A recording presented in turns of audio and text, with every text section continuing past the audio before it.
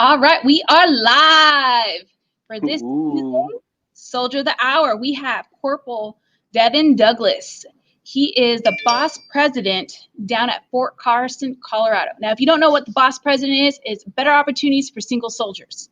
We'll get more into that, but Corporal Douglas, thank you so much for coming short notice and having this wonderful time talking about you. Thank you for having me. It's always good to see you. Yes. So we know each other from Fort Polk, Louisiana.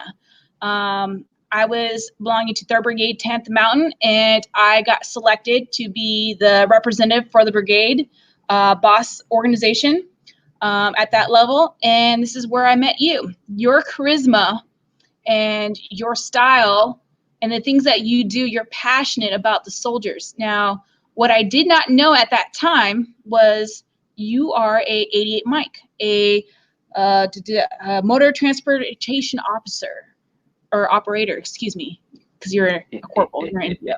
I didn't know that you drove trucks in the military. I've always seen you with the boss program everywhere you've gone, Korea, Fort Polk, and now you're in Fort Carson, Colorado, one of my favorite duty stations I've been to. So you've had a very successful career with the boss program. So before we start, can you tell us a little bit about you? 88 Mike, spearhead of logistics. Nothing happens till something moves. That's the only thing I remember from the whole motto of logistics. Forgive me to my other 88 Mike friends. So, like she said, I am Corporal Douglas. I am the Fort Carson boss president, but I am also the MCOM readiness boss president. So, everybody on the readiness who is affiliated with boss, all those presidents, shout out to them. They're all doing amazing jobs. I work side by side with all of those folks. Just a brief overview. I am from the great city of Salisbury, the great state of Maryland. I know. Let me tell it. I wish I was from the South, but I'll take Maryland. Um, I went to Wicomico High School. You know, we're not going to do this whole little bio thing like we go into the promotion board, right? No. Tell me about you. So, in a nutshell about me, I joined in 2015. 2015. First duty station was Camp Casey, South Korea. I went to basic at Fort Sill. Sorry if you're there. Oklahoma. Yeah, you know, I went in the wintertime. It was dry. The weather wasn't all that cute. No. But I had good drill sergeants. AIT was Fort Leonard Wood, Missouri. Um, then right after that, straight in Camp Casey, South Korea. You know, did my job for a little while there and then jumped straight into boss. And then from there, I went to Fort Polk. From Polk, I did a special deployment over to, we were based in Italy and doing missions to Africa. Wow. So I was able to see a little bit of Africa. Very, very, very beautiful place. If you ever get the opportunity to go, I would say go. Went back to Polk, jumped into the boss program again. So there was times, each time I've gone to another place, I've done my job just for a little while. And then from Polk, left Polk and came on over to Fort Carson and been rocking and rolling here ever since. Um, that's really, I don't know much about myself because all I know is work. I got a fur child. I got Tyson as a fur child. And then one of the greatest things you can do is cook. So I love to cook. See, that's so funny. Okay, so can we see Tyson? Everybody's dying to see Tyson. Listen, the energy my child has. I'm gonna see if I can get him Tyson. He's somewhere. He's gonna pop up. I don't know where he took his toy and he took off running. I don't know where my child went, but he's gonna pop up. He'll pop up here shortly. Come here. So that's his fur baby. So, but it's funny. So you said that your passion is cooking, but you joined the military as a truck driver. Yes. There he is. Oh, he has a toy. Yeah. See, he was like, you interrupted playtime, Dad. I was like, all right, cool. I ain't gonna slow you down from burning that energy off. You gotta treat him like a child. Let him play all that stuff off and then he'll sleep through the night. Promise. So I don't know if you know it, but you are famous in the cooking world of the boss program and the military installations around them, and 2, for the boss program. You've done so much for this organization, and you've touched so many people's lives. It's hard to tell. With that being stated, you're also a huge volunteer worker. You have so many hours that you put into every location that you've gone to. You were recognized by the mayor in Korea. And is it Dungashon? Yes. Good job. Yeah. Yeah. 안녕하세요. Listen, it's been a while. It's okay. You'll hurry. Bali. You'll get back into it. When I go back. When you go back, yeah. But I mean, you recognized by, was it the police chief too? Yeah. So what we did there, we did English as a second language. The holiday season, we took in kids from an orphanage. So it's almost like a angel tree list. So they wrote down what they wanted, and pretty much some of it is pretty generic. But when you actually have the conversation with them, of course, either some spoke English, close to English, or you had a translator. Um, you had a conversation to see what they really wanted, and then once we got to that part, it was like, okay. So we got them anything and everything they wanted. We invited them on post. They had a nice dinner, opened their gifts up, took pictures with Santa. And then for the police force, what we had did was we were bridging the gap of learning American customs, because when you're a foreigner from another location, the biggest thing to learn is the ways of that individual, that culture. So Mm-hmm. while we were teaching them, they were teaching us, which was pretty cool. I really enjoyed that. Mm-hmm. So I don't want to jump around too soon. I really want to get more involved in what you did at your time in Korea. But I want to jump back to the beginning on why this all happened, why you joined the military. But first of all, I want to let our viewers know this is a live broadcast. So if you have a question for Corporal Douglas and his job, either with the boss program helping out single soldiers, or his job as an 88 Mike as a transportation specialist, leave your comments below. If you want to say hi, leave down a hashtag live. If you're rewatching this, hashtag rewatch. And if you're one of his 8 brothers and sisters jumping in and watching, give them a shout out. There's too many of them. Okay. So let's go back to the beginning. What made you in high school say, hey, I want to join the United States Army? So believe it or not, right? And I'm just gonna keep this real short. I actually was working in the school system for a little while, and I always wanted to be a school principal. I either wanted to be a school principal or a school deputy, like a sheriff's deputy. And that was thanks to Sheriff Parker, Rob Parker, and Douglas and Judson, like the best deputies I worked with. And then administrator wise, I can't even name all of them because then I forget. But Miss Giddens was this principal, and Ardelia Ross. They took me in right out of high school. But I wanted to work in the school system, so I did that. I did that for a few years. I did administrative assistant during the day, and then worked as a after school kind of tutor, jack of all trades in the Counselor. evenings. Yeah, in the evenings for this after school program. And then one day I just woke up and said, you know what? I want to join the Army. Nobody had a rhyme or reason. I didn't even tell anybody. I just happened to remember this parent coming in her, and she corrected her child, and I was like, all right, you cool, you cool. So then I seen her uniform, and she was in her ASUs, and I was like, and she was also a recruiter because we didn't have a base. We don't have a base in our city. And I was like, man, that was cool. And just a few years later, I was like, I'm just gonna just go in here and see what they're talking about. And it just went from there. I started, working out, started going to the recruiter's office, and we just started the process. Now, when I had to tell people, I was like, how do you tell people that you just made an impulse decision to join the Army? You can't join overnight, ladies and gentlemen. It takes a couple weeks for you to process. So for an impulse decision, it took you a long time to process, and you still didn't tell anybody? So I did this I remember I did it in August. I went and see him in August, and I was set to leave in October. I didn't tell until about September. Like I purposely waited because I was like, my grandmama crazy. She'd probably try to burn the recruiting office. Like, you just never know. You never know. And I ain't want to risk nobody's health. Okay. So yeah, I waited that couple of months. I got everything in order, got myself. I was already like good with fitness, but I was like, y'all, there was actually a standard. And I was like, so that mean I can't eat as many pulled pork sandwiches like I like to. Cool. Noted. You know, and then it just happened. It honestly and truly just happened. But since I've joined, I didn't care about the benefits.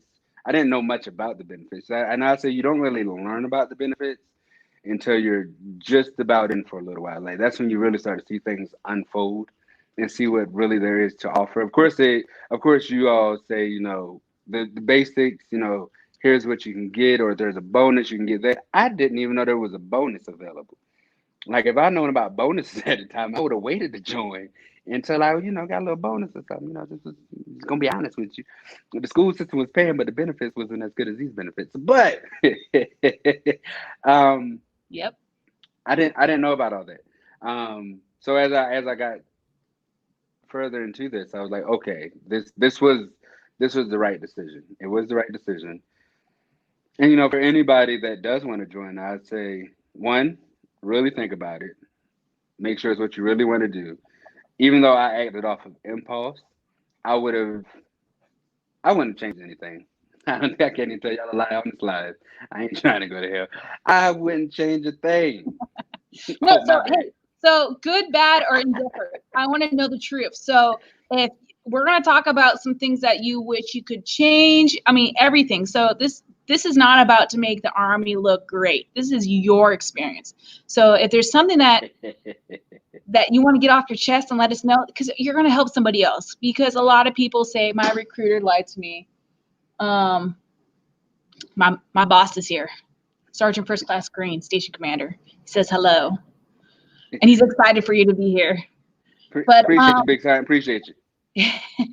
but we want to know the truth, and this is the whole reason why we're having these interviews with you, because it's about you. What do you like about the military? What you don't like about the military, and what can you change? So please feel free to say something that maybe it might not be on the lines of your fave or it's great. Real quick, I'm going to detract from our timeline real quick. You have a question about for the IMCOM readiness, which is your favorite boss program and why is it Fort Stewart? First of all, I never said Fort Stewart was my favorite boss program. I love all of my programs alike. Everybody is treated equally. I'm just McElroy, I saying see what you're Fort trying to Polk do is there. outstanding. We were number one because you made it that way. I mean, again, all of them are my favorite. All of them are my favorite. McElroy, I'm gonna call you after this live. You're gonna put me All on the right. spot like that. So we got sidetracked, but that's okay. Hey, this is what live's about, But so feel free to let our viewers know that hey, it's not a box of roses. There's some sandbags we got to fill up every now and then. So, all right. So why did you pick transportation ops support versus being a cook? You love to cook. I'm very So excited about that. when I was joining, literally the only the only two options I had was a cook and was 88 Mike was transportation. I had talked to who did I talk to? I cannot remember who I talked to. I talked to somebody and they were like, listen, cook's hours are ungodly. You are always needed. You don't really see your weekends like that. And that kind of feel. And I was like, and then it was somebody who used to be a cook that changed MOSs. But they were like, you don't get to add your own spin on things. Me, I'm like, hey, hand me the saison, the adobo, hand me the seasoned salt, the Lowry's. I need these kind of seasonings in my life. And if I couldn't put it in the food, then I can't cook for you. So I was like, yeah, no, we're set away 88 Mike. So that's why I really didn't become a cook. Um, Now once you progress a little bit more, to my understanding, they do have cooking competitions. They have these things where you can show off your skills, but that's not until you really in there or you somewhat good. And I'd been tired by then of just cooking eggs with no salt and pepper. But I ain't talking about the defect though. You've grown so much. You've grown. I'm just saying, it's night and day from what you're saying now to what I've been eating. Listen, and we all know, the defect does what they can. They do what they can, and we have to respect. They have to respect everybody's, dietary needs and all that other jazz. Mhm. But if given the option, I'd stay as a Mike. Yeah, Okay. yeah. So how was basic training? So basic training, right? That's where you meet. That's where you meet people like who just jumped on live. Grant. I had I have a friend.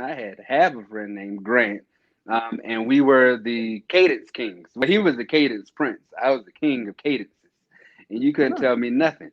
You give me a good step, I got a good tune for you. And then if anybody know me, I like to sing, even though I can't sing. And no, I'm not about to do it on the slide. I was gonna say, what's your favorite cadence? Appreciate you for thinking about it, but I ain't Okay, about to do I it. want to ask you to sing, but what's your favorite cadence? What's the one? Marching and running.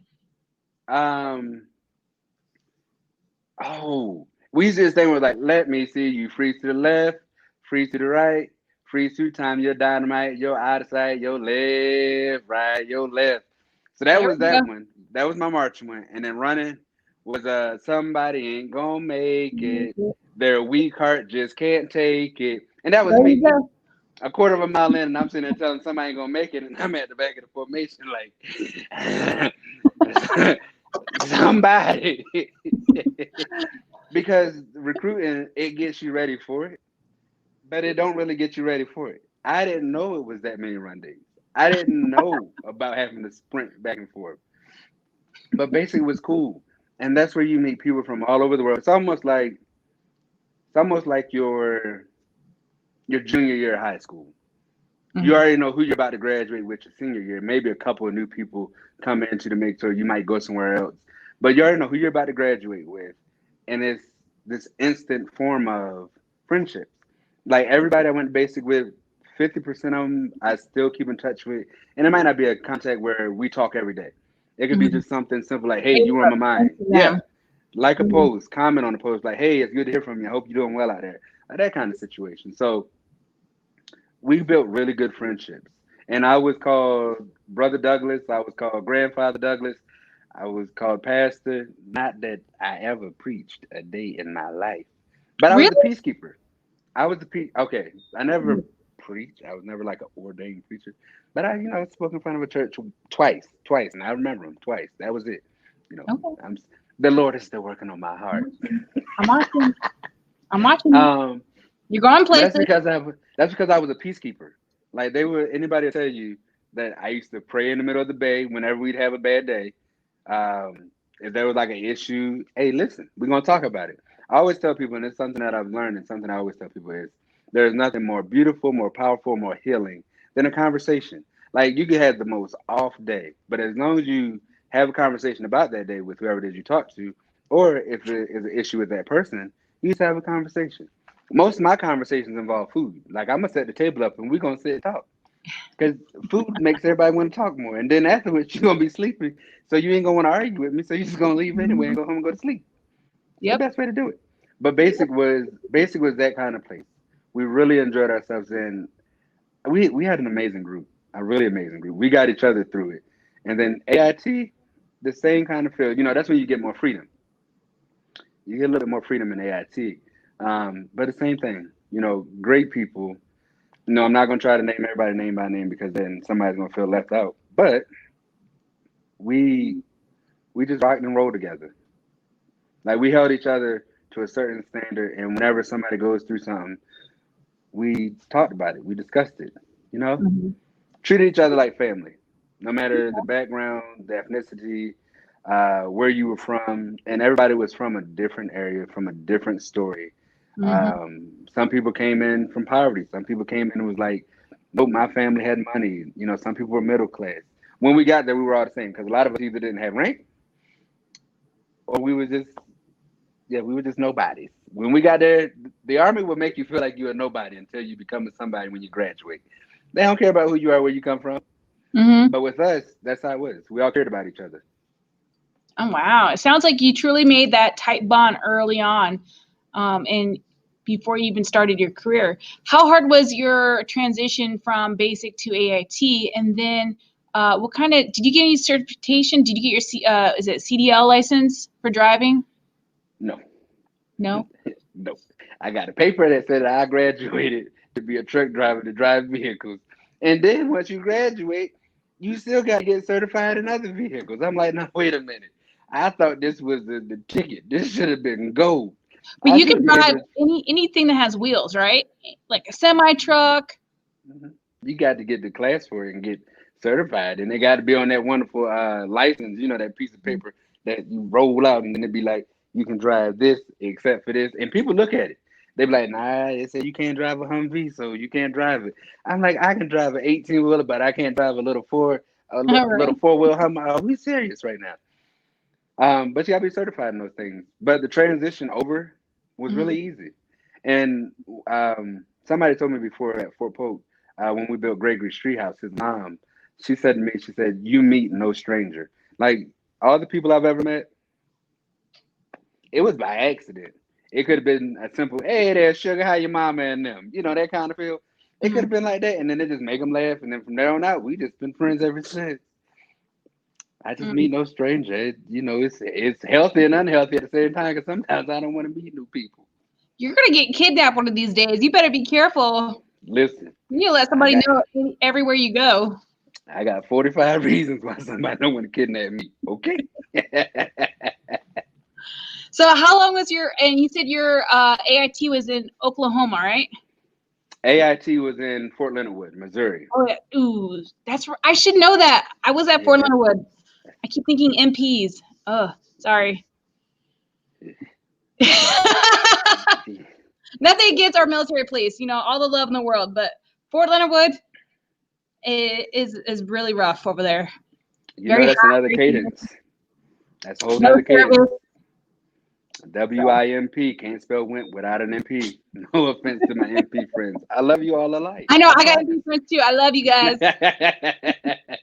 So, I mean, you're still part of that area of the U.S. Now you're jumping around to, you went overseas to your first duty assignment. Yeah. How was that, not leaving the United States and then going to your first duty assignment? Also, that was my first duty assignment, and I got lost right from the airport to the bus stop. Totally lost. Same thing happened. It was a culture shock for one. You would stop at the coffee shop. You take me out of Maryland and put me in South Korea. And I'm like, first of all, I can't read these letters. I barely read good English. I don't really think this is fair. And out of my whole AIT class, you know, you go into the room and they're named off where you're going at so you can go and talk to the right person. And I was like, hey, excuse me, sir. Mine says Camp Stanley, South Korea. I mean, no, mine said Camp Stanley. And they was like, ooh. I was like, what are they oohing about? So I'm on the computer. I just open up the tab, type in Google, and I would type in Camp Stanley, and it say South Korea. I'm like, what do I even know? I look at stuff, I'm like, I don't, you know, you look at the culture, and I'm like, this is going to be tough. But initially, it was a culture shock. It was like, how did we get here? Why am I here? What's the point and the purpose? But then I quickly adjusted to it. You know, I made friends at my first unit, and we started going out. And the first time I rode a train, I got lost. Don't know where to this day, I don't know where I ended up at. I do not remember what happened. I just know I paid a lot of money, a lot of wine for somebody just to drive me back to the gate. Please return me. Drive. I have to tell you that I was scared for my life being on those buses and those taxis. Woo! But they, you know, they drive like I wouldn't wish my worst enemy to get into the backseat of a taxi in South Korea. Like if you can't stomach a drive, it's like a new teenager, but they're not young. The drivers over there, none of them are young. It's like a new teenager getting their license, and they quickly turn into something like, "Come on, man, look, Jesus, if you just get me out just one more time, I promise. Hey, I'm gonna eat all my vegetables." The entire time I was there, I've never seen an accident. Never. I my I was actually in one when I was over there. Wow. Yeah, and I was You like, probably caused what? it, right? You know, us Americans causing some drama down there. You know what? When the report came back, I was unfounded. No, some guy, it was snowing. Long story short, he did a U-turn in the middle of a bridge. And it was snowing, and everybody tried to slam on brakes, and before I knew it, kaboom. And so I was like, See, it us happened. Americans causing havoc. I won't take that. I won't. They didn't let me live that down because I Because was the you're reason we lost you're it. a driver. This is your We job in lost the it. military. We lost the Right. safety streamer. I promise. When we get done today, I'm gonna send you the picture of the accident. But I lost the safety streamer for the company, and I was like, "Yo, it wasn't even my fault. Like this wasn't my doings." Um, but no, when I finally made it out to experience the area, I love the restaurants where you sit down or you take your shoes off when you walk into the door. Yes, at a restaurant, you take your shoes off, and then you sit on the floor and you cook your own food in front of you. And then they have places where you can, like a buffet style of meats and vegetables, and you cook it yourself in front of you on this plate, on this little hot plate or grill or wherever they had. And that I enjoyed. I really enjoyed that kind of cooking. And for somebody who likes to cook, I'm like, that is really cool. Mhm. So real quick, Kelly says he was in the truck. All right, during the accident. Tell us the real dish, Kelly. What happened? I Hey, mean, Kelly, ski. obviously this is his job, so he should have been what 2 car lengths ahead of the other driver, right? Driving a safe speed. Tell us the true story, Kelly. What really did happen? She don't remember. She don't remember because see, she got knocked upside the head and she just don't remember anything. Don't you, Kelly? You don't remember anything, right? Go on, man. Go on now. Don't you comment nothing else on that live. Nothing. So okay, so it sounded like you doing your MOS, the job that the Army has trained you to do. Hmm. How did you get involved with all of the community service? And then was that your first taste of the boss program? So my first taste of the boss program, Tudor. Her name was Tudor. She's actually here. I seen her at the newcomers brief a couple months ago. But she was Oh, basically finishing up in Korea, and then my platoon sergeant at the time, now Chief Warrant Officer Gonzalez. Glad she's doing good. Keep in touch with her. But they were like, "You would make a good boss rep," and I'm like, "Okay." I heard about it in the newcomers brief, and then one thing led to another. Sergeant Samariba, she uh, she let me do that little interview thing and took me under her wing for a little while, and then my friend, I want to call her the wrong name. I know it says Dion on social media, but she know I'm talking about her. So she was picked as president. I was picked as vice president, and then once she finished, I took over as president. And because of what I did before I joined in the school system, community service was always a thing for me. And the reason, the reason being for that is I had a village to help. I still have a village. It's a lot of people that keep me in line. I'm 26 years old and still got my mama trying to tell me what I'm supposed to do. I pay my own bills, but um, but Oh, good mama. Got it back was a on up. village. It was a village, and it still is a village that supported me to get where I am today. Mhm. So, I remember going to the food bank. I remember, getting hand-me-downs and stuff. So I always looked at it as a way of paying it forward. People supported, us where we were at in our life. People supported us to get where we were.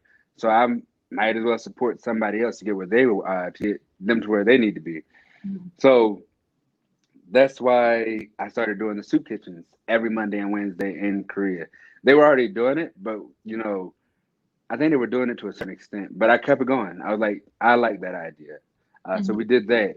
Um, we did a whole bunch of mix and match of a whole lot of things. Real quick, Corporal Douglas, can you tell us the mission statement of what the boss program is and what it's created for? I don't know the mission statement verbatim, and I feel like that's something I should know. But here's our main You mission. don't have to do it verbatim. Just what does the boss program represent? So boss is, I'm gonna just break it all the way down. Boss is better opportunity for single soldiers. So boss was founded in 1989. Boss was formed in June 1989. I might be off by a year, but it was so that soldiers could have one, an outlet, two, a, a place, a person, a program to listen to those issues, to stop, back in the day when they used to just kick down your doors and walk on in. Now you got somebody who can listen and say, hey, no, can't do that here. And we've grown since then. And I wasn't born in '89. I can't tell you about the '80s too much. Um, but it's better opportunity for single soldiers. It's built on three pillars: community service, recreation and leisure, and quality of life. Community service is that going out in the community. My philosophy is, this is my mission, aside from, what we have written down, is people were here before we were here. So it's good that we keep that community relationship. We are guests in someone else's house who are only here for what, 2-3 years. Now, if you're a guest in my house for 2-3 years, I'm gonna be tired of you. I give you 2-3 days until I'm like, so what day you say you leaving again? Oh, okay. You need a ride to the airport, but Like, we got you. yeah, right. So we're guests in someone else's house, on someone else's land, property. So that's why we keep up these good community relationships. Volunteering at the schools, volunteering in our communities, volunteering at the soup kitchens, whatever it is we do. Recreation and leisure, that is us getting our soldiers out of the barracks. But i.e., Korea, you are new in the new area. You're in a new area. You want to get out and you want to show them what's out there so they can go out and get involved. They don't always have to participate. My thing is, if I show you something new, I want you to go out there and do it again without us. I want you to, join in on the next trip if you want to. So recreation and leisure is the fun trips. It's for the fun, the playtime, let your hair down. Forget about the army just for a hot, brief moment and remember that we're human beings. And just breathe. So that's my philosophy on recreation and leisure. And then quality of life is any issue that you have that is affecting your quality of life. And I'm gonna add, / life skills. Anything that's affecting you on the garrison, it is our job to make sure that we're doing the right thing to make sure that you're at least happy while you're here. You know, Excuse me, everybody says training comes first. It does. I do believe training comes first, but I also believe you have to be ready in order to train. Like if Mhm. you're not physically ready, mentally ready, spiritually ready, then you're going to lack in your training area. If that makes sense, I hope that makes sense. You're not going to be as ready to train, to fight, or whatever it is that you want to do. And then I said life skills. So our life skills is teaching you a valuable life lesson. Okay. So for Mhm. instance, the cooking class we did at Fort Polk that was down in New Orleans. My philosophy is I don't want you trying to make homemade macaroni and cheese and you boiling water and you burn down half the barracks. And all you was doing was boiling water. We got to teach you these things so that you can use it for your future. So that way you can use it. Where were you? Where were you when I went to Korea for my first duty station? Quick story. I burned down I didn't burn down the entire barracks, but first day I was there before my squad leader saw me, I was microwaving lasagna, one of those very personal lasagna things, and I read the instructions, follow it to the T. Next thing you know it, fire alarm's going off, microwave is almost on fire, and I'm standing on a chair trying to take down the smoke alarm. And here comes my squad leader coming in, and he's like, "What are you doing?" I'm like, "I'm burning down the barracks. I'm so sorry, Sergeant." Ah! So yes, I agree with you. But where were you when I needed you? I'm sorry. I'm sorry. I wasn't here yet. I I was agree with on you. my way. 100% agree with you. But that's what life skills is about. So that we can teach you the things so that you don't have these hiccups. And then the same thing with auto skills. We want to teach. I know that Fort Polk is about to do auto skills now to teach people how to change their oil, change a tire, general maintenance. Now, my philosophy, once again, in my personal life is the good Lord bless these people with these jobs. And it's my job to pay them to do it for me because my schedule don't work out like that. But you I'm might be not changing my stuck. oil. You need to know how to change your tire. You might be stuck on the side of the Oh, I road. can change the No tire. self. Okay. Oh, that I can do. The basics of changing a tire, I got you. Okay. The Good. basics of changing the oil, Jiffy Lube got me. I ain't changing my oil. Okay. I feel you. I feel you. If you got the money and you can spend it, go for it. But not everybody's rich. Not everybody. I ain't rich. Hey, I got family watching. I ain't rich. I'm not rich. Whoa, you said that too loud. I'm not rich. I'm just financially stable. There we go. Nice. And that's another thing that we teach is financial literacy. We want you to be financially stable. People come in and right away they want to go buy a brand new car and take out a loan with a 32% interest rate. First of all, that's against the law, and you got to scam. So now somebody got to backpedal to get your stuff back. So that's what we're here for. We want to, and it's not to say that squad leader, platoon sergeant, team leader isn't doing their job. Sometimes the soldiers just do their own thing, and they'll talk about it on one of our boss trips. And I ear hustle a little bit, and I'd be like, "You did what? You did what with your money? Come on, let's go talk to somebody, because you're eventually gonna have to talk to Jesus when they hit your paycheck. So let's go talk to somebody, because you're gonna need counseling." So a lot of the people that you run into or talk to that come to the program are very, very young, just out of high school, and you're showing the way. You're showing them good community service, relationship with one another, and you're constantly teaching. So you never really stepped out of that role from where you were trying to be that principal or that counselor or that community relationship personnel. So you're still a huge mentor. And by the way, a little shout out, just remember to our viewers, leave a comment. If you have a question for Douglas, leave it there. You're getting lots of love from Fort Polk. So you need to make sure you go back down and say hi. Hey, Fort Polk, y'all know I love y'all. So I got nothing but love for you.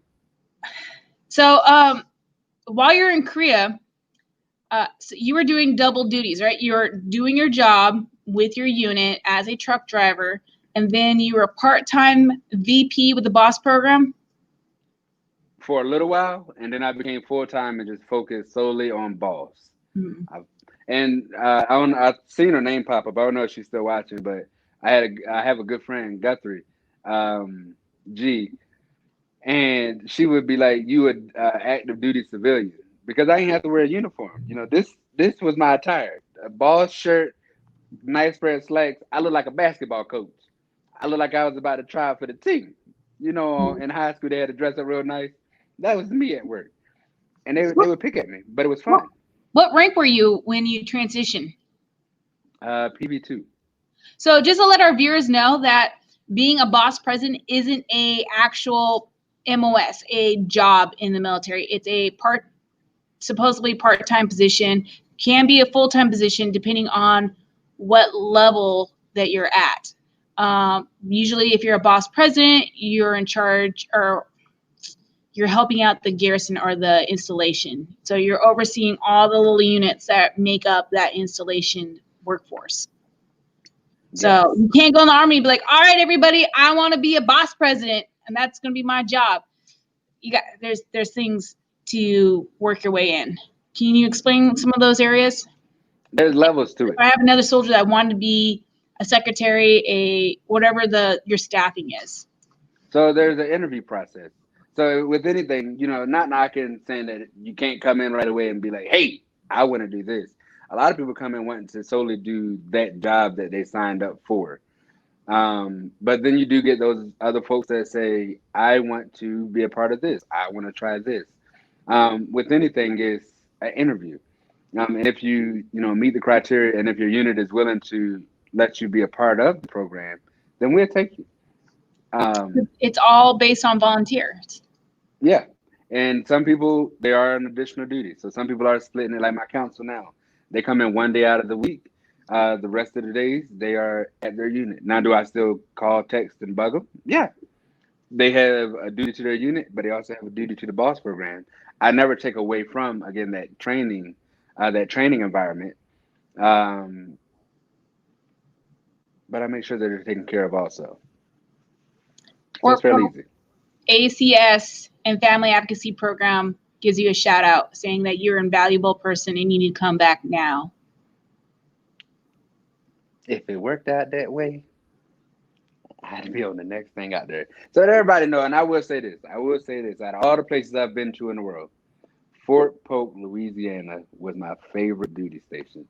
I said it. For everybody to be like, "Oh, you going to Fort Polk, you going to be down there in the country. They got mosquitoes the size of hawks." They don't pay that no mind. Don't pay that no mind. It's just a mosquito. Ain't gonna hurt you. It might leave a welt, but it ain't gonna hurt you. The culture down there, the love and the countryness, the The hospitality, cooking, the good the food. the beignets and the gumbo and the shrimp and grits. You know, I almost didn't pass tape at one point in my life. I was almost overweight fooling with Louisiana. I recommend it. Try it. Go visit it. A lot of people, they look at Fort Polk and they're like, ugh. It Yeah. really, the duty station is what you make of it. If you're going to stay in your room and say it sucks, it's going to suck. If you get out Hmm. and get with the boss program or sightsee or travel, it is what you make it. I had a blast, and it was because of my group of friends that I worked with, my colleagues, and the boss program was an outlet. So, but we're jumping around too much. I want to get back to Korea and how you got the community behind you, because first of all, we don't even speak Hangul, and you brought two communities together very tight, so much that you got recognized by the mayor and the police commissioner.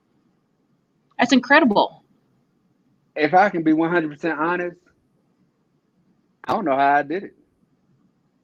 I just walked into places and just used my gifts. I smiled. I brought positivity. I look at it like this: if you bring positive energy, a positive aura to wherever you are, you attract people. People are Mhm. going to want to work around you. People are going to want to be around you. And that's all I do. That's literally all I do is I walk into a place and I You don't just have a like, secret. You don't have a game plan, or like, okay, I'm coming here. We need no, this organizations. We need to make sure that the garrison sergeant major is tracking this. That no, no. it's you. And it and I always say it's a team. It's always a team that helps build whatever it is we're about to do. But I walk into a place and like I want to work with them. So let me go figure out how we're going to do that. And some of it is, and you know, and I don't take credit for a lot of things, but some of it is also people hear about us. They hear, hey, there's this program that's doing X, Y, and Z. Some Mhm. people, I will say, they would try to abuse it. They would say, you know, I feel like you should, come support us. And I'm like, I feel like you should ask a question. Ask me if I can come support you. Or I feel like you should say good morning. How's your mama and them? How's your kinfolk? And that's how I weed out the people who I really want to work with and don't want to work with. And Mhm. it does some people a disservice when again it goes back to the positive energy. If your energy isn't positive and you come around, or if I come in there and I feel like you're just going to try to use and abuse our program, I Yeah. can't have it. And I'm not going to put my volunteers out there to be treated any kind of way because I look at them like, you know, Their they're with space, me. their precious hours, their Yeah, time off yeah. to go help And you and your organization. you ain't gonna treat them any kind of way. Now I've been reprimanded many a day in my life, many a time, but I will only argue when it's for what's right.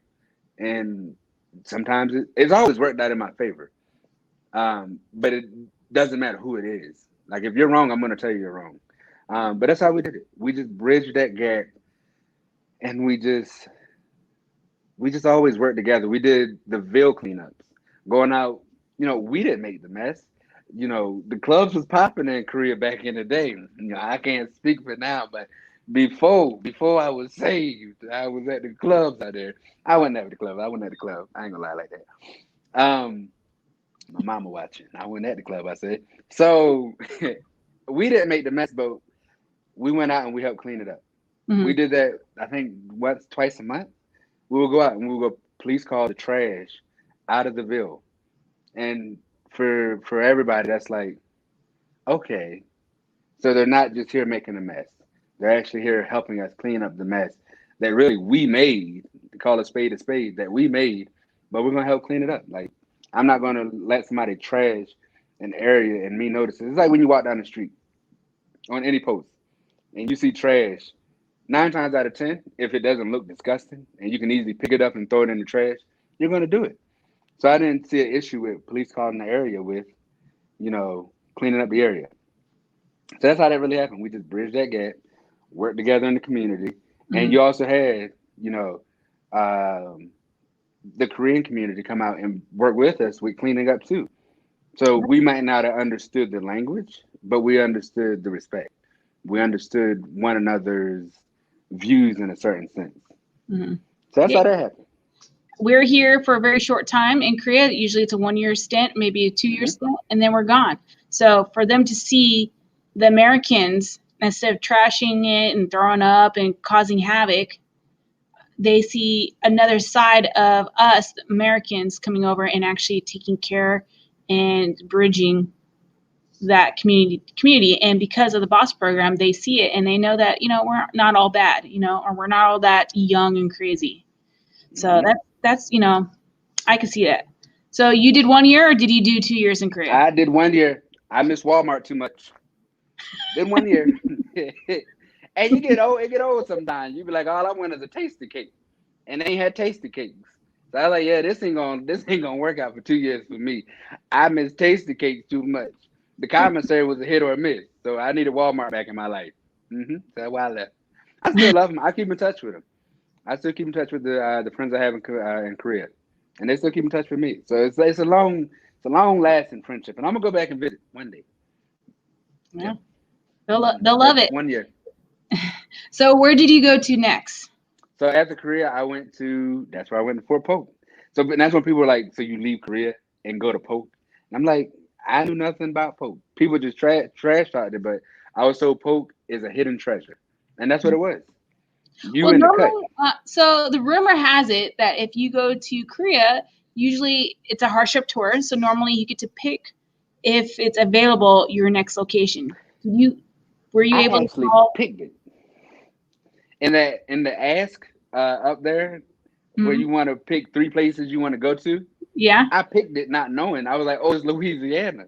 We're gonna be down there. Hey, rock with it, rock with it, rock with it. So I was like, cool, we're gonna be down there. Bounce, bounce, bounce, bounce. I was ready for it. Humidity. New Oh my! I've Orleans was 4 never hours away. humidity. Oh my God! You go out there and it's like I just got out of the shower. It's crazy. Yeah. 4 But o'clock in the as morning. I left there and went to Korea, I went to Polk, and I was like, okay. And instantly I liked it. Nice. I liked it. I didn't like it. There was nothing around the installation. There was no Texas Roadhouse. No, wasn't working for But me. you see, when you got friends out there who cook, they cook the way they cook. Butter go in everything in Louisiana. If it ain't got butter in it, I ain't eating it.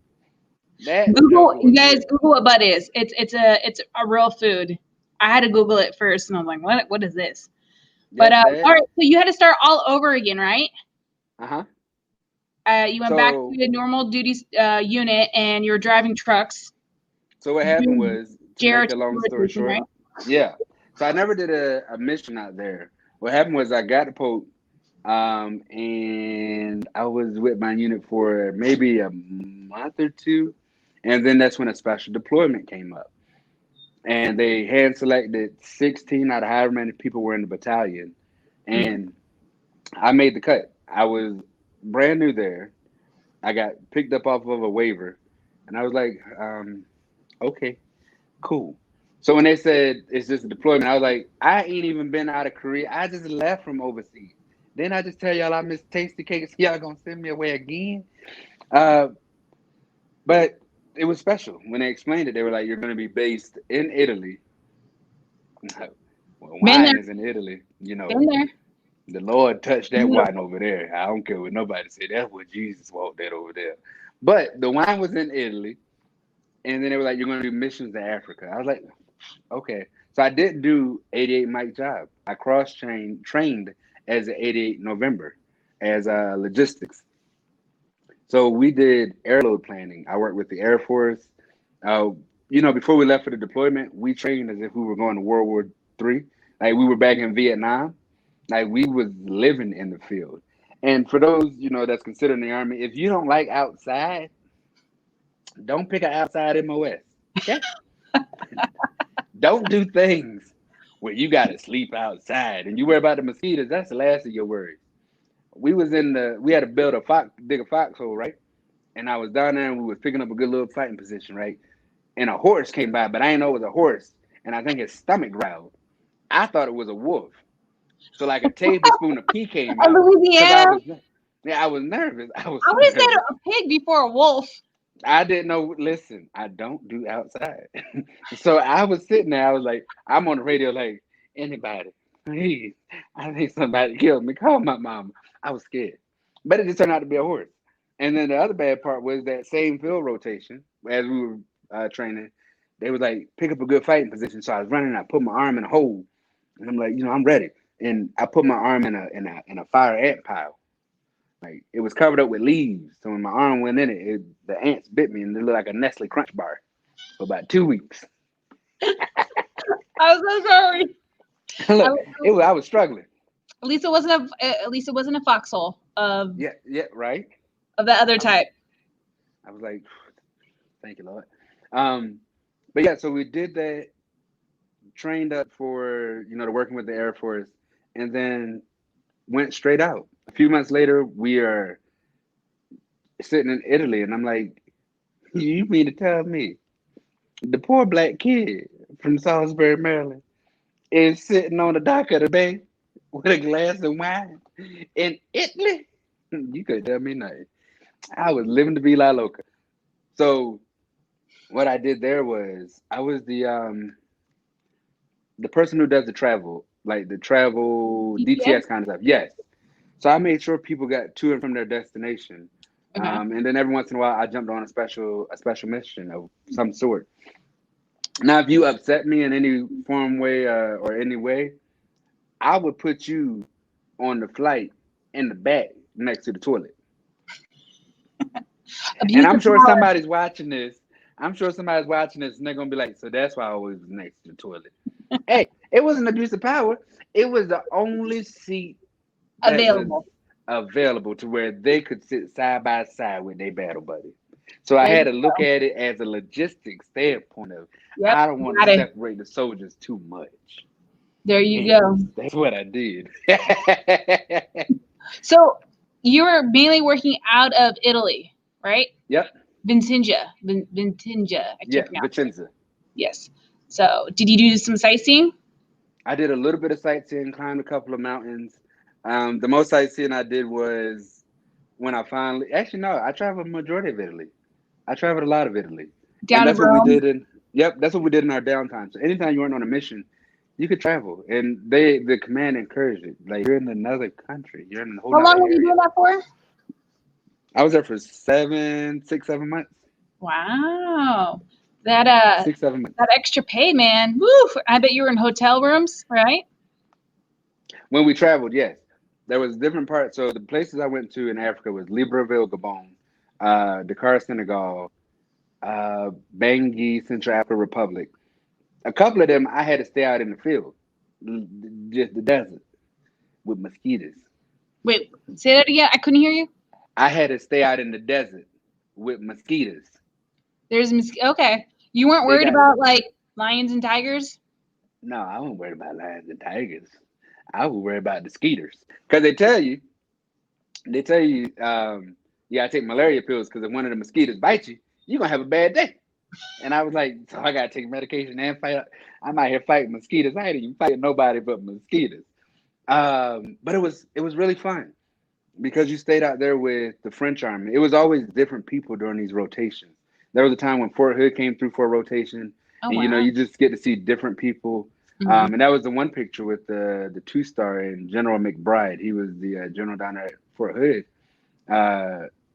Basically, we moved a lot of millions of dollars worth of equipment for them with 0 issues and no problems. I was like, thank you, Lord, because I ain't got the money to pay these people back if I break something. You break it, you buy it. That's the Army's philosophy. If you break it, you buy it, you get a statement of charges. But when we got done with whatever the mission was, we stayed the night in the hotel until it was time to fly out. And once again, I was in charge of making sure people stayed at, safe places. So every once in a while, just remember, there's no first class seat on a C-130. Just to let you know. No, we flew commercial. But we also did we would stay at like the Radisson Blue or something like that. Real nice and calm. But yeah, after that mission, after that deployment was finished, we came back to Polk. when I came back to Polk, that's when my friend Jamerson, she was finishing up as president, and she put my name in the hat with who everybody knows as Sergeant Major Dad, Sergeant Major Dotson.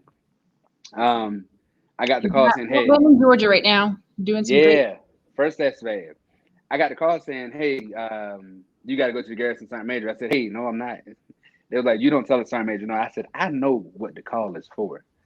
I don't want to do it again because boss is time consuming. It was so time consuming." And I was like, "Cool." And I was like, "You know what? I'm not going to tell people no." So I went up there. He talked to me, and he was like, "You came highly recommended." So here we are. We got. Um, I got the presidency out there poking. You seen all the things we did. You seen the up tempo. Mhm. I was working 6 days a week, sometimes 7 days a week, never taking time off. But I enjoyed it.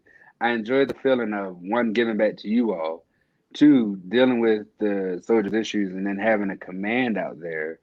And everywhere I've been, I've had an amazing command, but a command out there who like really drove home the boss program, the importance of the boss program in the Army. And that was that was amazing for me. And I would say two of my favorite things that I did there was one, building that treehouse for Gregory, who had cancer, beat cancer. Rest in peace. Yeah, no, Gregory was the one who had the treehouse, so he was good. And then Drake Quibido, he was the one with the terminal brain cancer, and his story was he wanted Christmas cards. Me and Sergeant Major went out, and everybody signed the Christmas cards. Everybody did Christmas cards, and we drove out there to the middle of nowhere, and they were like pulling the driveway. I said, "You call this a driveway? This ain't a driveway. This is like I'm about to go mud jumping." But the family was so nice, and they keep in touch with me. Danielle Quibido and her husband. They keep in touch with me. But all he wanted was Christmas cards. So we got him the Christmas cards. And while we were there, we was like, it would be so cool to make him a soldier for a day. So we did that. We brought 8-year-old Drake Quibido to Fort Polk and made him a soldier for a day. And he had a blast. His brothers had a blast. His family was in awe of it. And ties back into the DFAC. The DFAC asked what his favorite food was. And all he liked was mashed potatoes and gravy. I told him, I said, if y'all mess up mashed potatoes and gravy, on my mama. Sorry, that's unprofessional. Let me get professional. I was going to be highly upset if they had messed up the mashed potatoes and gravy, but they did right. Everything was done perfect.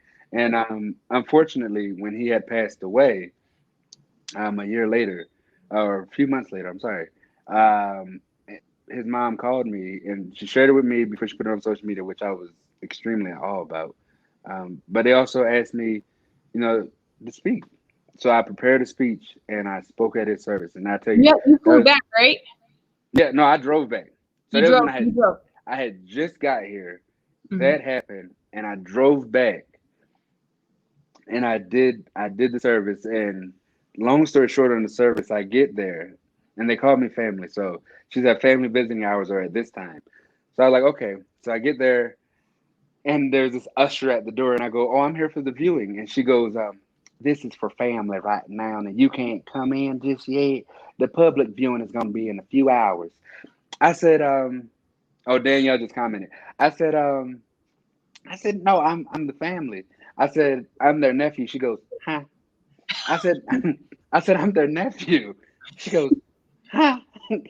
I said, "Go ask one of them. I'm the nephew, the long lost nephew." She goes, "Hold on 1 second. I need to find somebody, and just hold on."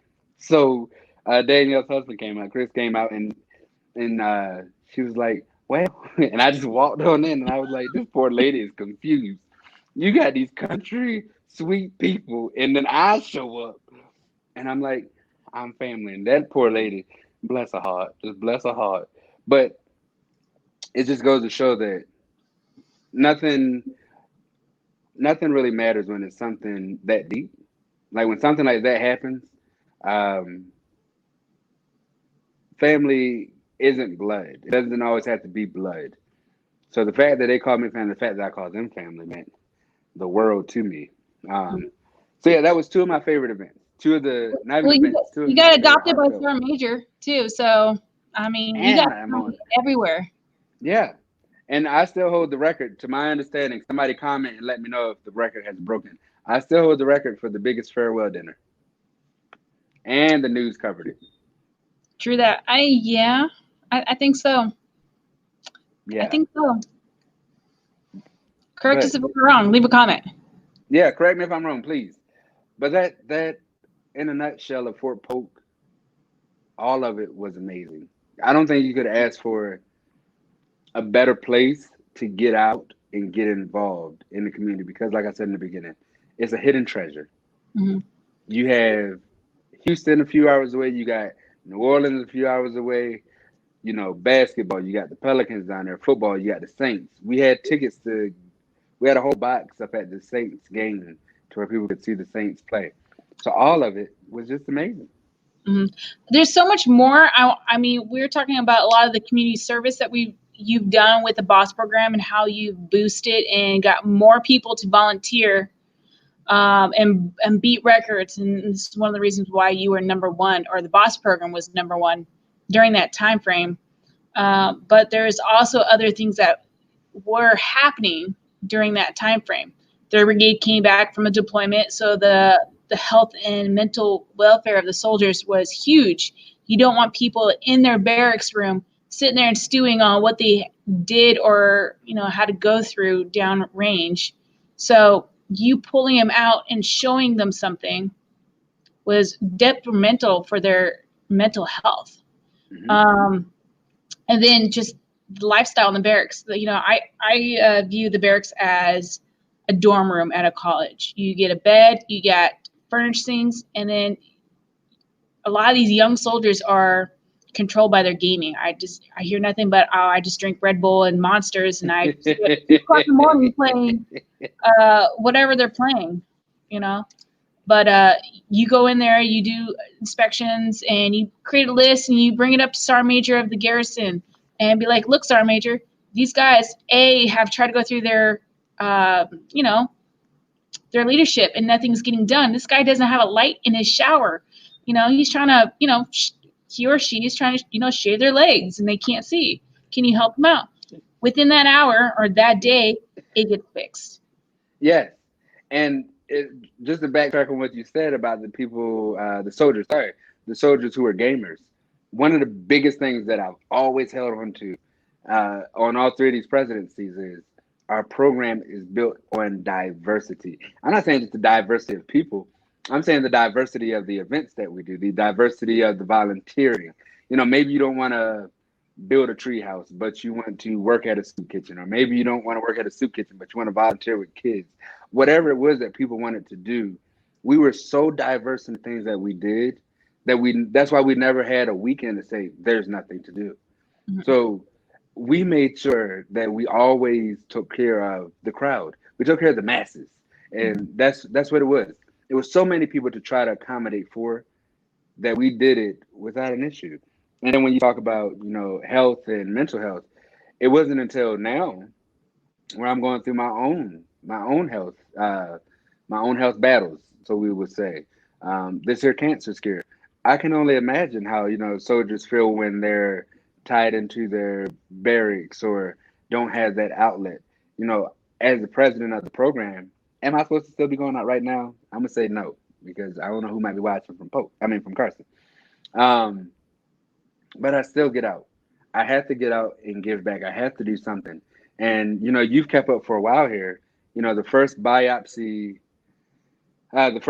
we didn't come back with enough information. So here we are again with 3 new masses in my body, and I'm like, if I wasn't involved with such amazing people and such an amazing program, I would I don't know. I would probably be one of those people who would be down in the dumps, but I still make the effort to get out and do something because it brings me joy. Like this interview right here, it brings me joy. Like there are things that are out of our control. And we talked before this interview about me staying in the army. That's out of my control. I got control of it, but I don't really know what I want to do yet. So right now, I'm gonna say it's out of my control. Uh, but for those that want to join, and this is gonna tie in everything, is that there's a benefit for everything. There's health insurance when you have bad health. There is now that I ain't saying join the army when you know you got 3,001 things wrong with you. They got a couple waivers to my understanding. I ain't gonna talk about them because that ain't my field. That's your field.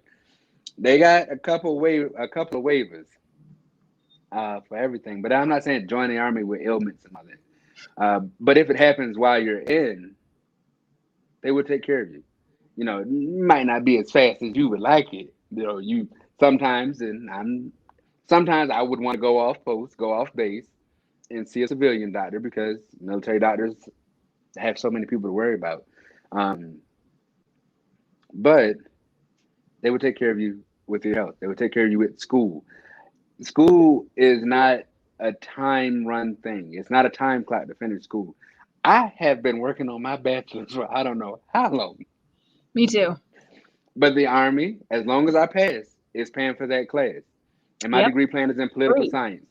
Free I'm not going to 99. get in. Look, I'm not going to get into politics right now. But that's what my degree plan is in. My degree plan is in political science. So anything and everything is provided. It's just in, how long you want to stay in. Do you just want to join for a few years to get that TA, to get your tuition, to get benefits?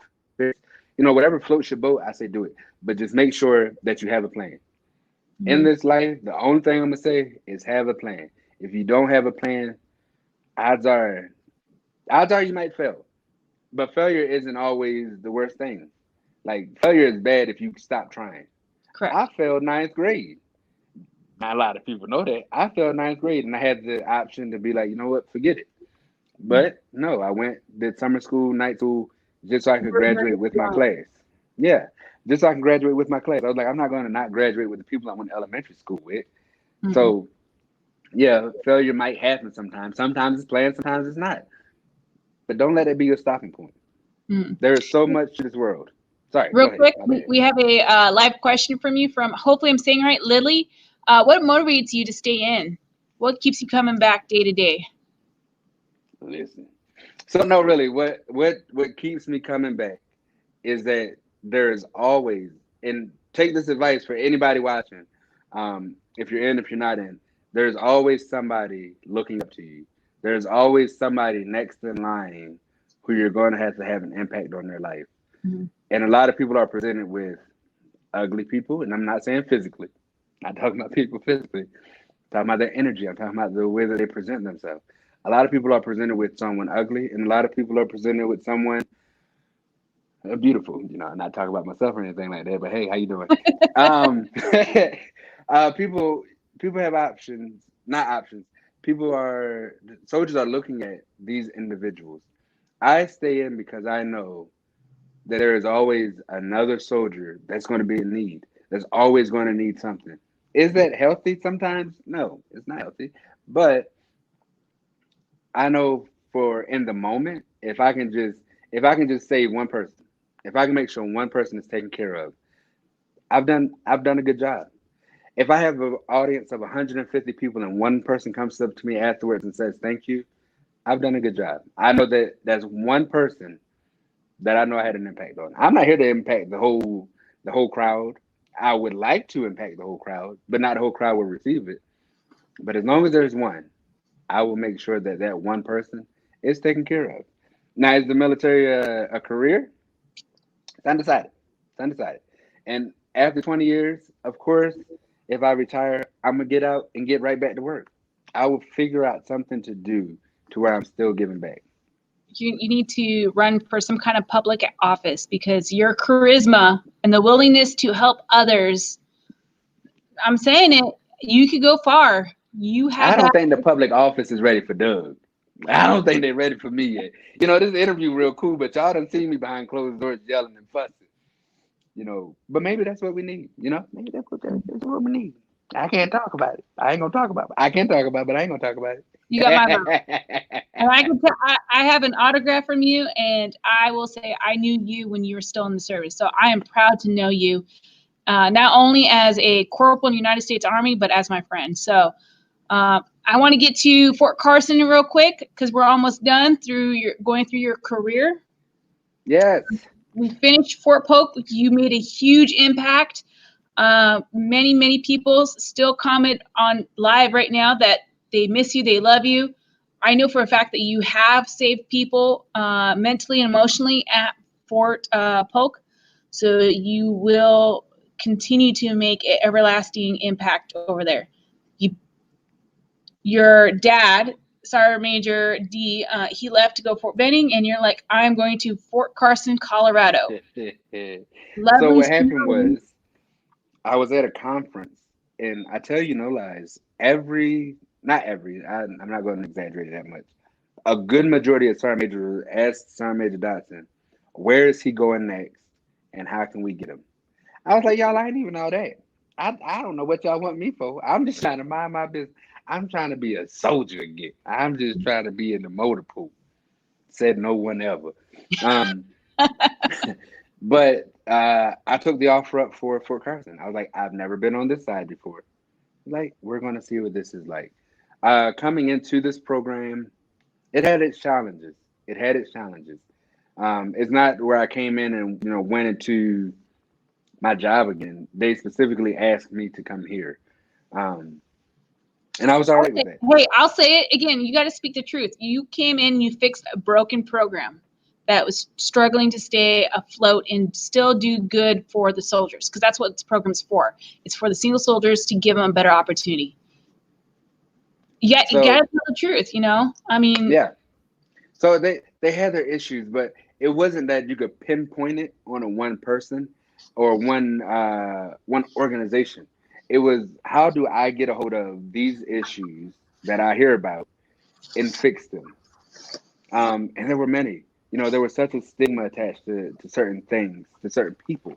And it wasn't until I actually met these people or went to these different organizations, I was like, that's not a stigma. You just don't like them. Give me the chance to like somebody and decide if I like them or not. So, and that's what happened. I came in. I was not well received. I wasn't. I was not well received because to this day, people would still tell me that they deserve this position. I was like, hey, listen, if you want it, I get it right now. You can have it. But they didn't know what this program entailed. They didn't know the details of the late nights, early mornings, budgets. They just saw the free trips and the free gifts. That's all they saw. And they're like, I deserve to be in that seat. If you deserve it, why ain't you sitting here? Let's talk about that. But I never let things like that get me down. So it was rocky. It was rocky starting off here. It was such a downer for a while. It was a downer, and I was like, we can't do this. So also on top of that, you had your health scare. Yeah. So, a few months into it, October by October I got sick. And I didn't announce it until December. But I continue to not tell people, but I continue to try to turn this program around to be successful. Like I said, it's not about me. People can say you can take the back seat and let somebody else step up and do it. If there was somebody here to step up and do it, I wouldn't have to be here. Mm-hmm. I could still be at Fort Polk. Not even though I was due to PCS, I could have still been like, there was just somebody else. They, went on the phone with a friend. So even while going through that, we still turn the program around. When I say we, it's the MWR community. It's my vice president, my secretary, my treasurer, my advisor, who is amazing. It is all of these people, the Garrison Sergeant Major, the Garrison as a whole. It is all these people that help turn the program around. And it's a huge team. It takes a village to raise a child. It takes a village, a football team, a couple of cousins in them to help turn around something like this on this magnitude. And so it was so many people. It was more than at Fort Polk. It's more people here to take care of. And did I get it right? No. This past year has been about reshaping, remolding, rebuilding a program. It is that has been my sole purpose. So that's why you haven't seen like real big extravagant trips yet. I had to do the dirty work first. Mhm. Clean up, make sure everybody's taken care of, make sure our budget is looking G to G. G to G is good to go. Making sure things like that were accomplished before I was able to say, all right, now we're ready. So today makes 1 year. Today makes a year of being in the seat. And in a year, we have done so much, and I didn't even know it until the reports came back that our volunteer numbers have tripled. Our community involvement from the number of people that they were working with to what we're working with now has doubled. And again, I don't take credit for that. Yeah, did I go out and smile in people's faces, shake hands, kiss babies? I did all that before COVID happened. Don't give me the Rona.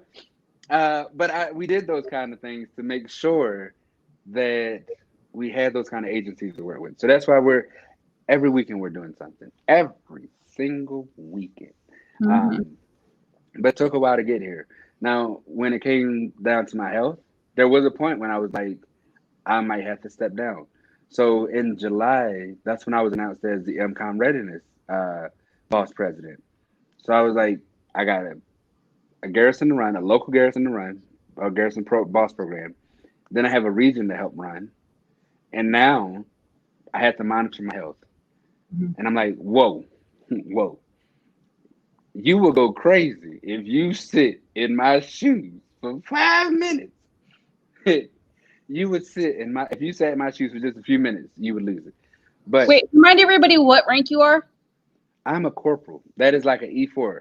That is not even up here yet. I'm not like So just a recap, he's saying garrison. Garrison is it's a duty station, an installation, a post, a duty that duty assignment. So Fort Hood, Texas is a garrison. You have the field environment, and then you have like where you live and do your in-house training, if you want to call that, where your company is, where you run in the morning for PT. That's a garrison. So I'm just trying to give our yes. civilians an All right. insight of what we're calling an garrison.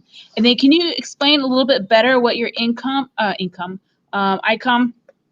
position is versus what your boss president position is? I heard income. I was about to say, listen, I can explain it a little bit, but not too much. Not your So ICOM. Income. Sorry. MCOM Income. MCOM is broken down by sections. Yeah, MCOM readiness, MCOM sustainment, MCOM training, Europe and Pacific. So not oversee. I work side by side with Command Sergeant Major Dennison and Mr. Eric Hill, and we monitor and support um, 16 garrisons. So Fort Pogue, Fort Bragg, Fort Irwin. We got a place in Puerto Rico, Fort Buchanan. That's what it is. Fort Stewart, Fort Campbell, Fort Drum, JBLM. We have all these places that we support. Not to, we don't go in and say, "Hey, this is what you're going to do," or, "Hey, this is how it's supposed to be." My sole purpose is to help them to achieve whatever goal they have. So that's our goal, um, to make sure that they're okay, that they're running the program the way that they would like to run it, the way that they would like to see it be run, while also showing them, regulations that need to be a handbook, coming up with things to make sure that one, we are on the same sheet of music, but then also giving you the independence to run your garrison, your boss program the way that you would like to. We don't want to go in and say, "Hey, you're going to plan this trip," or, "Hey, you're going to do this." That takes away their freedoms to be able to say, "I wanted to do this." We're just here to support them, make sure they're staying on track. Yes, and the reason why I bring up your rank is because you do so much at the position you're at, plus this extra duty assignment on top of staying put on your MOS, your primary job as an 88 Mike, on top of your health scare, all this stuff. You're doing marvelous, and this is something that some staff sergeants couldn't handle or operate because of the validity of the working mechanism of how many moving parts. So truly, you do so much that just nobody knows. Yeah. And it's incredible. When are you picking up sergeant? Are you promotable? So I am promotable. So with this here health scare, we're actually working out a way, since BLC is virtual, that I can get into this next class, and just go ahead and get promoted. That is the plan. The plan is by August, no later than September, I should be Sergeant Douglas. I'm putting it out there in the atmosphere. I'm manifesting it. That is the vision. That is the goal. By no later than September, I will be promoted. Now, Hell can't hold me down. that's what we're talking about. You know, you're in my prayers. But it's incredible that you're young in rank and you're doing so much. Now it's showing these other boss presidents that are also young rank, because when you say single soldier, you automatically think of a lower enlisted, but that's not true. You have seniors of officer and enlisted that are single soldiers. They need to participate in this program and help us junior soldiers out. Give them wisdom, give us advice, show us how to build a platform. Because I think that's where a lot of these programs fall, is that you're not getting enough guidance to help or continue the legacy that it's been built. It's like, all right, private, we have nothing for you to do. Go handle this boss program. Go plan an event. And they're like, I can barely get my clothes on right and comb my hair and, you know, make it to PT on time. And you want me to start my comparison? But you have people like you that are doing an astonished work for a very low, not very low, for the rank that you sit at now. It's astonishing. It's incredible. So that I think they picked the right person for MCOM, because it shows that if you could do it, they could do it. Mm-hmm. Sorry, that was a long round, but it's just, that was perfect. When I look at you, especially when I was at Fort Polk, for everything you do for the position you're at, you're not getting paid enough. So, so the family watching. She called me rich in the beginning. I ain't that rich, all right? Just let y'all know. Well, when you get that bonus on that pay, you know, when you hit that Sergeant E5, you know, you better have that big, you know, family dinner invitation. Hopefully you're cooking. The dining room table is always ready. Everybody knows I welcome anybody in to come in for a good meal, conversation. I don't care what you are, where you come from, what you believe in. If you want to sit at the table and dine with us and you just want a good home cooked meal, the dining room table is always set so that you can sit down and have a seat and join us. That is conversation, true. Wine, and good food. That is true.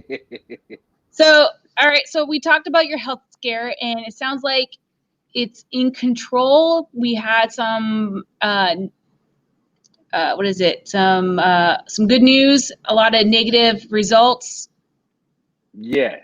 So unfortunately what has happened was the one biopsy we did, and you know, anybody going through anything, I'd say, sometimes life doesn't work the way that we want to plan it. It's not up to us to plan out our life. I mean, it is up to us to plan our life, but we can't plan out the situations that might occur.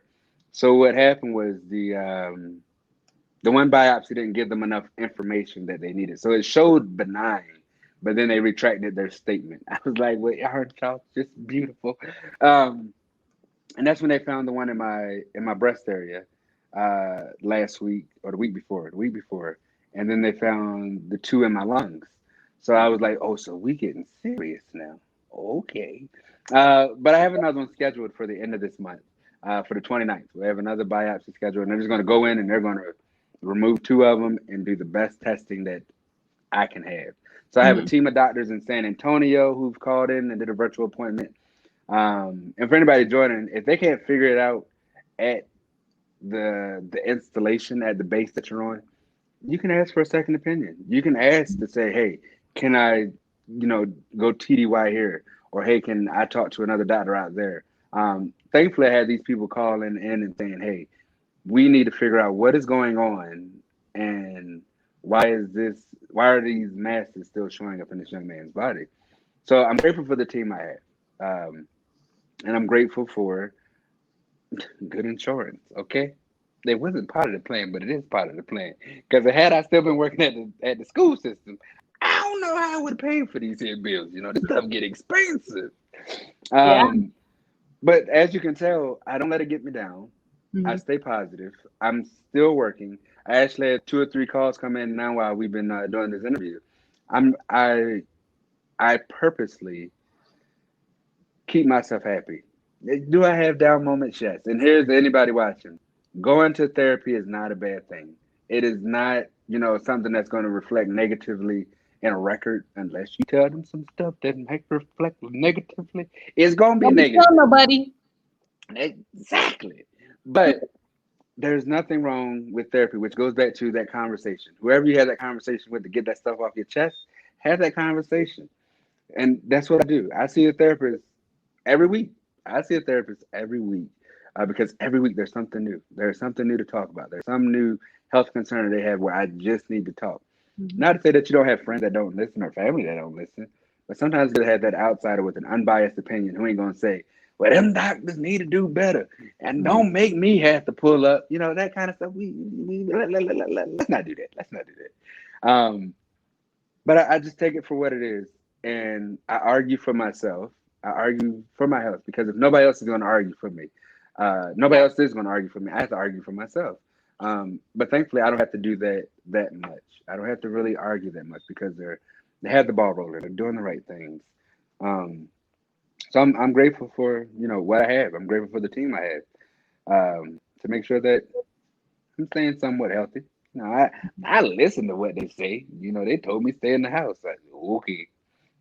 There's children to take care of right now. And I wear my mask, wash my hands. Don't be getting no trouble now. Yeah. What's life if you don't play on the gray line? Push the envelope. So we're going over time, and I would love to talk to you for another hour. And you still have people flooding in and saying that they love you and you need to come back. You need to people say that there's people on here say, cook for me, stay motivated. People are saying they're praying for you daily. You have touched so many people's lives throughout everywhere you go. And without a doubt, I could contest that. You're just a positive influence for the world, for the military, and every community that you've stopped by and smiled. Your charisma is unbeatable. I don't think I've met a happier person than you. I got somebody that's in second running. She's super, super happy. She's currently down at, remember Lieutenant Iceman? She's a chemical officer. And this lady, she smiles even on her bad days. So she's like the second person other than you that I've seen just a happy-go-lucky person. But I just want to touch on a couple questions that we had earlier on the week. Okay. And then we'll wrap it up. So all right. These are going to be fast-firing questions, if you don't mind. What draws you to your MOS as an 88 Mike? What draws me to my MOS? Is that what the question was? What draws me to my MOS? I don't know. Coloring pencil and a good piece of paper. No. So what draws me to it is, because you picked it. I only had 2 options, so I wasn't gonna cook because the hours were bad, and I actually enjoy driving. Anybody that knows me knows I would take a road trip in a heartbeat. So that's what drew me to my MOS is that I actually enjoy driving. Okay. And let's be real. Okay. What are some of the negatives about your job? What do you don't like about an 88 Mike, what they do? Sometimes you got late nights and early mornings. Sometimes you got that mission. Sometimes your vehicle just don't work. And, maintenance is doing the best they can with what they got. They just try. Isn't maintenance a level operator, which is our job to do? Mm-hmm. Just saying. If it don't work, we got to look at ourselves first before we blame it on the mechanic. My thing is a piece of chewing gum, some duct tape, and a paper clip. I'll make anything work with that. We got ourselves a MacGyver. I got you. That's what I'm here for. All right. What advice would you give a new or young soldier coming into the Army? The best advice, and I actually said this to a soldier last week. The best advice I would say is 2 things. And Dr. Maya Angelou said the first thing. When someone shows you and tells you who they are, believe them. Okay? If they say they don't care about people, if they say they don't care, if they say they're a mean individual, don't try to change a person. They know themselves better than you know them. Correct. They say what they mean, and they mean what they say. So that's the first thing. Don't try to change an individual. Believe what they tell you about themselves. And secondly, expect the unexpected. That's honestly how my whole career has been going. I didn't expect anything. Everything was unexpected. A good majority of it, a lot of it was unexpected. So expect the unexpected. And there's going to be somebody that says, don't volunteer for stuff. I volunteered to do an interview to be the boss president in Korea. Now I am sitting with the president's volunteer award from former President Obama. I'm sitting with the award from the Korean mayor, the Korean police, and several other awards. Mm-hmm. There's no harm in volunteering. Just don't let someone abuse your kindness or your willingness to serve or to be that person to want to help the unit to get to whatever levels it needs to be at. Agree, 100%. All right, this is going to be a double one. What are some misconceptions of your job as an 88 Mike and then also the boss president? The misconceptions of being the boss president. People think that I'm here to put people together, a relationship kind of place. This is not a Christian mingle program, okay? If you meet somebody that you like and you decide to slide in their DM, that ain't got nothing to do with Douglas. A misconception is people think that we as a dating service. I don't do that. Another misconception is people think just because it has the title single soldier in it, that it's only for single soldiers. No. If you are a married geo bachelor, which means you're married but your spouse is not on base with you, which means they live wherever else or doing whatever else, you can still participate in the program. My only rule is you don't act single, okay? I believe in karma. I let you act single one day in life. Somebody might try to act single on me, and we just gonna have a big misunderstanding by the dining room table. And I don't want that kind of negativity. But volunteering, our community service is open up to everybody. Married, families, children. If you want to bring it in that's authorized, you can do that.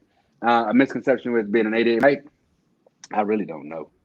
Honestly and truthfully, I really don't know what a misconception is about being an 88 Mike because it's really just drawn out. You driving trucks, driving vehicles. A misconception could be that you think that you could join and that's going to be the only job you do. There you go. I like that one better. Ding, ding, ding, ding, ding. It's not the only job you can do. And even as the 88 November, I cross-train and do something else. So never think that your MOS is just what it says on paper. There's so much more that it could be. All right. What's your favorite thing in the Army so far? My favorite thing in the Army so far is the traveling. There we go. Nice. There we go. I don't want to say who's your favorite person in the Army. Oh, I'll answer that one. I answer that one in a heartbeat, and everybody know who it is. Sergeant Major Dad. Sergeant Major Dad. Everybody know that. He's my favorite person in the Army. All right. If you had the chance to change one thing within the boss program, what would you change? That's a good question. You could have gave me that one. You could have gave me that one like last week. So that's one of the ones you got to think about. I actually got to think about that one. If there's something that I could change in the boss program, what would it be? I would change the perception that people have of it. Okay. Some of the views that people have around the boss program. If I could change that, we would be so much more successful as an army boss. And how do you plan on achieving that? By continuing to do interviews like this and continuing to talk to the soldiers and the people to let them know that there is so much more to our programming than just a dating service. I ain't here to be no Christian mingle. Good save. I'll let you go with that one. All right. So no more firing off on these questions. Again, we ran over time, but I do have one curiosity. What do you plan on doing when you get out? I know you said that this might not be your last stint in the Army, but there will be a time when you are done with the military. What has set you up for success-wise, or what do you plan on using the experience for when you get out? So I'm experiencing so many things, honestly and truthfully. I'm experiencing so many things. But the plan when I get out is going to either be a political office, going back into the school system, or being some way form of law enforcement. It's been the plan since I can't remember. That's been the plan, but then the side plan is I'm gonna open up a little diner, like an old school kind of diner, where they're gonna play the Supremes, they're gonna play Diana Ross in them, they're gonna play all the old throwbacks. Save that inspiration until you're retired from your second job, because I don't want to waste your charisma on food yet. Food is great and it's passionate, but there's more greatness you could do in the world, and do that before you retire. You're right. You're right. But just in case I retire and decide that I don't want to do anything else, I'm gonna open a diner. Y'all gonna come in there and y'all gonna be like, oh, this is Doug's joint right here. That's gonna be the name of it, Doug's joint. Doug's Diner. I'll make sure I come down and eat you. See, I got you. Eat with you. But hey, everybody, we were well over our time. I can't believe this. I mean, me and you will talk for hours and hours and hours, and that's a bad thing because you just have one of those addictive personalities that you're just so fun to talk to. I had a really, no, I want to say not really, I had a crappy day, I'll say it, and I was looking forward to this interview, and now I know I'm going to put my head down with a lighter sense. Who's saying what? Somebody told me to change my field. And then my friend Shannon Hurley, who I work with in the school do system. it everywhere in a lot of systems. I think you need to go higher, like you're talking about, a political platform. We will see where the good Lord blesses me with when the time comes. That's what we gonna see about. Whatever He throw my way, I'll be all right with. But before we close, I always finish off every single thing, every single meeting, every single Facebook post with something, and it always is. If no one told you, and it's for everybody, if no one told you they are proud of you today, I would be honored to say I am proud of you. Keep going after your goals. Keep achieving whatever it is that you would like to do. And remember, failure can be an option, but it's not the last option. Continue to push forward. Get up, dust yourself off. And remember, there's a world out there. Do not be stagnant. Do not remain confined to one area. Get out. Whatever your goals are, 2020 might be vicious right now. But whatever your goals are, you still have time to achieve them if it's for this year. Mm-hmm. And you still have so much life left in you to continue to move forward with whatever you want to do. So I'm proud of each of you. I don't even know some of y'all, but I'm proud of you. And keep being amazing. Mm-hmm. Thank you so much, Corporal Douglas, for joining us for this Soldier of the Hour in 37 minutes. I appreciate your time. It's very hard to get some of your time to talk to. You have a huge fan base. Everybody misses you. They love you. Much deserved. Can't wait for you to come back. There's not one thing that anybody has said negative about you that I've heard or seen. And I appreciate your time. Thank you for sharing your story, your personal experience, your hardship, your triumphs. If you guys have any more questions for Corporal Douglas, stationed at Fort Carson, Colorado, leave them down below. If it's an 88 mic question, leave it down. We'll research for you. If it's a question about the BOSS program, again, we'll come back and we'll answer any of these questions if it's after the live broadcast. Everybody, be safe, do the right thing, be in the right uniform, and just listen. You don't have to put your sense on something. If you could just listen and see on both sides before you make your comment, the world will be in a better place. Thank you for this time. Next Tuesday, I'll see you live with the next Soldier of the Hour. Thank you, Corporal Douglas, for your time. Thank you. Everybody take care. Bye.